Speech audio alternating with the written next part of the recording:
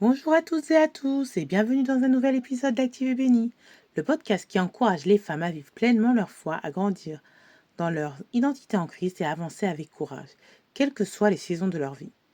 Aujourd'hui, nous allons parler d'un sujet qui touche de plus en plus de familles, la monoparentalité.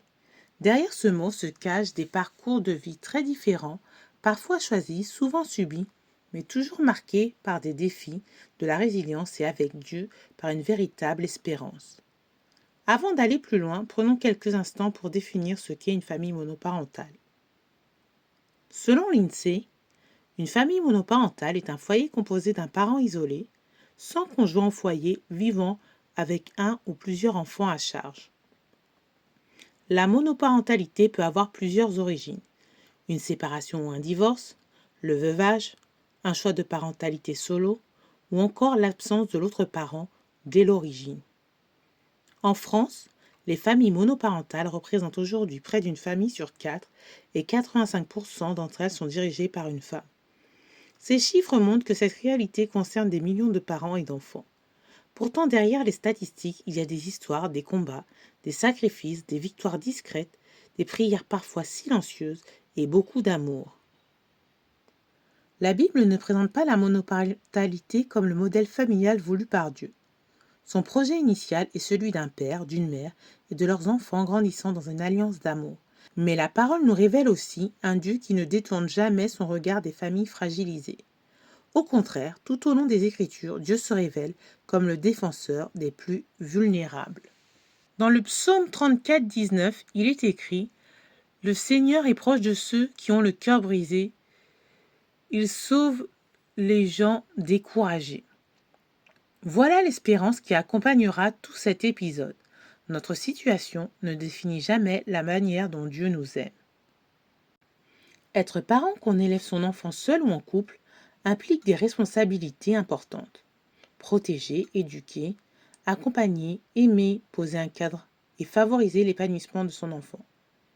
Mais il existe également des droits et des dispositifs destinés à soutenir les familles monoparentales.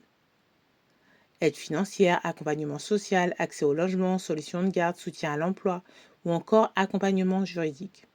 Demander de l'aide n'est pas reconnaître un échec, c'est exercer sa responsabilité avec sagesse lorsque les défis deviennent trop lourds à porter seul. D'ailleurs, pourquoi la monoparentalité est-elle un défi? Selon moi, parce qu'il faut assumer, assurer, rassurer et se rassurer. Si je devais résumer la monoparentalité en 4 verbes, ce serait cela. Assumer, assumer une séparation, un deuil, un abandon ou parfois un choix de vie. Il faut accepter une histoire qui n'était peut-être pas celle que nous avions imaginée. Assurer, du réveil au coucher, tout repose souvent sur les épaules d'un seul parent. Les repas, les devoirs, les rendez-vous médicaux, le budget, les imprévus, la discipline, l'autorité, la charge mentale, etc. Cette responsabilité peut être épuisante. Rassurer nos enfants d'abord, leur rappeler qu'ils sont profondément aimés, qu'ils ne sont pas responsables de la situation, que leur famille est une famille à part entière. Il faut parfois aussi rassurer nos proches et répondre aux regards ou aux questions des autres et enfin se rassurer soi-même. Est-ce que j'ai fait les bons choix? Est-ce que je suis une bonne mère? Est-ce que mon enfant sera heureux? Ces interrogations sont légitimes. Mais Dieu ne nous demande pas de tout porter seul. Lorsque mon fils était encore un petit garçon, je me souviens m'être questionnée et avoir culpabilisé sur le fait de travailler le mercredi. Je me rappelle qu'il n'aimait pas aller au centre aéré. Oui, Dieu ne nous demande pas de tout porter seul. Il est écrit en Ésaïe 41, 10 « Ne crains rien car je suis avec toi.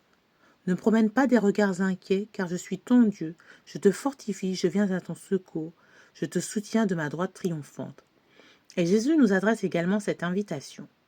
En Matthieu 11, 28, il est écrit « Venez à moi, vous tous qui êtes fatigués et chargés, et je vous donnerai le repos. » La monoparentalité peut aussi être difficile à vivre à cause du regard des autres. Il existe encore l'idée qu'une vraie famille serait nécessairement composée d'un père, d'une mère et de leurs enfants. Lorsque notre réalité est différente, nous pouvons ressentir de la honte, de la culpabilité ou un sentiment d'incomplétude. Par exemple, à l'occasion de la célébration de la fête des pères ou d'une autre fête de famille. Oui, il y a parfois le deuil d'un modèle familial rêvé. Mais faire le deuil d'un idéal ne signifie pas faire le deuil d'une vie heureuse. Notre identité ne dépend pas du regard des autres. En 1 Samuel 16,7, il est écrit « L'homme regarde à ceux qui frappent les yeux, mais l'Éternel regarde au cœur. » Et si vous portez encore de la culpabilité, souvenez-vous de cette promesse. En Romains 8, verset 1, il est écrit « Il n'y a donc maintenant aucune condamnation pour ceux qui sont en Jésus-Christ. » La Bible nous enseigne que Dieu a créé la famille comme un lieu d'amour, de sécurité et de transmission. Mais le péché est venu briser les relations humaines. Les séparations, les divorces, les abandons ou les deuils ne font pas partie du projet parfait de Dieu. Ils sont les conséquences d'un monde marqué par la souffrance. En Romains 3, 23, il est écrit « Car tous ont péché et se sont privés de la gloire de Dieu. Pour autant, Dieu ne nous abandonne pas. Dans sa volonté permissive, il demeure présent auprès de celles et ceux qui traversent ces épreuves. Et surtout, aucun enfant n'est oublié de Dieu. » Jésus disait en Marc 10, verset 14, « Laissez venir à moi les petits enfants, ne les empêchez pas. En effet, le royaume de Dieu appartient à ceux qui sont comme des enfants. » Quel réconfort de savoir que nos enfants sont précieux aux yeux du Seigneur. N'est-ce pas? Comment rester résiliente malgré ces défis? Selon moi, il faut tout d'abord cultiver une attitude de gratitude. La gratitude ne nie pas les difficultés. Elle choisit de reconnaître la fidélité de Dieu malgré elles. Remercions Dieu pour qui il est, pour sa présence, pour la santé de nos enfants, pour chaque porte qu'il ouvre, pour chaque porte qu'il ferme également, pour chaque journée traversée. L'apôtre Paul nous encourage en 1 Thessaloniciens 5, versets 16 à 18. « Soyez toujours joyeux, priez sans cesse, rendez grâce en toutes choses, car c'est à votre égard la volonté en Jésus-Christ. » Et lorsque les inquiétudes deviennent envahissantes, il est écrit en Philippiens 4, versets 6 à 7, « Ne vous inquiétez de rien, mais en toutes choses faites connaître vos besoins à Dieu, par des prières, des supplications, avec des actions de grâce. » Il faut parfois aussi rassurer nos proches et répondre aux regards ou aux questions des autres. Oui, la reconnaissance transforme notre regard sur la vie. Il faut aussi, selon moi, reconnaître et accepter sa vulnérabilité. Être parent est un apprentissage permanent. Nous faisons des erreurs, nous apprenons, nous grandissons avec nos enfants. La monoparentalité expose également à plusieurs formes de précarité. Financière, organisationnelle, professionnelle ou émotionnelle, etc. Nous aimerions parfois être des super-héroïnes, mais Dieu ne nous demande pas d'être parfaites. Il nous demande de lui faire confiance. Comme il le dit à Paul dans 2 Corinthiens 12, verset 9, « Ma grâce te suffit, car ma puissance s'accomplit dans la faiblesse. » Nos limites deviennent souvent le lieu où Dieu manifeste le mieux sa force. Aussi, demander de l'aide est une attitude saine. Dieu ne nous a jamais créés pour vivre seuls. Il nous a créés pour vivre en relation. Demander de l'aide n'est pas une faiblesse, c'est une preuve d'humilité. La Bible nous encourage en Galatie, verset 2, à porter les fardeaux les uns des autres. Et encore en Ecclésiaste 4, versets 9 à 10, deux valent mieux qu'un, car s'il tombe, l'un relève son compagnon. Il existe aujourd'hui de nombreuses ressources. Je pense notamment à l'association Moi et mes enfants créée en 2017 à Paris par Olivia Barrault. Son engagement est remarquable. Elle œuvre pour la reconnaissance et le soutien des familles monoparentales majoritairement dirigées par des femmes. Son accompagnement est global, soutien social, insertion professionnelle, bien-être, logement, autonomie financière et lutte contre l'isolement. C'est exactement ce dont beaucoup de parents ont besoin, être accompagnés dans toutes les dimensions de leur vie. Le tiers-lieu de cette association est un véritable havre de paix. Alors que je m'y rendais peu il y a quelques années, j'y retourne aujourd'hui de manière plus régulière et je peux dire qu'à chaque fois j'y trouve un accueil chaleureux et bienveillant, une écoute et des échanges que je n'aurais pas forcément pu avoir dans d'autres circonstances. Je dois avouer que mon fils, devenu ado, rechigne à me suivre. Je sais qu'il sait que si je vais bien, je m'occuperai bien mieux de lui. Aussi, cette année, l'association Moi et mes enfants organise la première université d'été des familles monoparentales ce vendredi 28 août 2026 à Paris.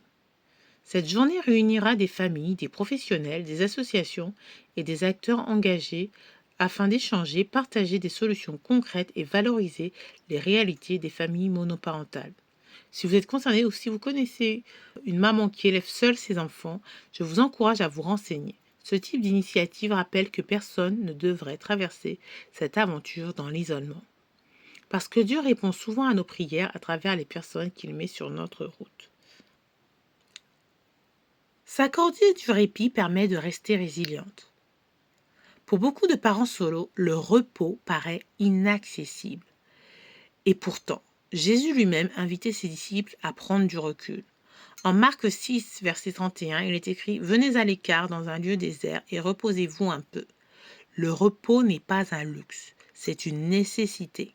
Prendre soin de soi, ce n'est pas abandonner ses responsabilités, c'est retrouver ses forces pour continuer à aimer, éduquer et accompagner son enfant ou ses enfants. » Pour ma part, il m'arrive de m'accorder du répit tout simplement en faisant la sieste, ou en allant me poser au parc, ou en appelant une amie, et aussi en m'accordant des sorties de temps en temps. Le répit passe aussi par un moment de qualité en famille. Un moment simple comme regarder une émission, une série, aller visiter des proches. La monoparentalité m'a appris une chose essentielle. Je ne suis pas aussi forte que je le croyais, mais Dieu est infiniment plus fidèle que je ne pouvais l'imaginer. J'ai connu les inquiétudes financières, les nuits sans sommeil, les décisions prises seules, les moments de découragement. Mais j'ai aussi vu Dieu ouvrir des portes inattendues. J'ai reçu de l'aide au moment où j'en avais le plus besoin. J'ai découvert que sa grâce était suffisante pour chaque journée. Comme le dit le prophète Jérémie, dans les Lamentations 3, versets 22 à 23, les bontés de l'Éternel ne sont pas épuisées, elles se renouvellent chaque matin. Grande est ta fidélité. J'ai compris que Dieu me donnait la grâce nécessaire pour aujourd'hui et que sa grâce quotidienne me suffit. Si aujourd'hui vous élevez seul votre enfant ou vos enfants, j'aimerais vous laisser avec cette promesse qui est écrite en Josué 1, verset 9. Fortifie-toi et prends courage, ne t'effraie point et ne t'épouvante point, car l'Éternel ton Dieu est avec toi dans tout ce que tu entreprendras. Chère maman, Dieu connaît les sacrifices que personne ne voit. Il connaît les larmes versées lorsque les enfants dorment. Il connaît les inquiétudes financières, les décisions difficiles et les fatigues accumulées. Tu n'es pas définie par ton statut marital. Tu es définie par ton identité de fille bien-aimée du Père. Et si la monoparentalité n'était pas le chemin que tu avais imaginé, Dieu est capable de transformer ce chemin en un lieu où sa grâce, sa fidélité et son amour se manifestent jour après jour. Merci d'avoir écouté cet épisode d'Active Béni. Si ce podcast t'a encouragé, n'hésite pas à le partager autour de toi. Ensemble, faisons connaître cette espérance et rappelons à chaque parent solo qu'il n'est jamais seul. À très bientôt pour un nouvel épisode. Demeure active et demeure bénie.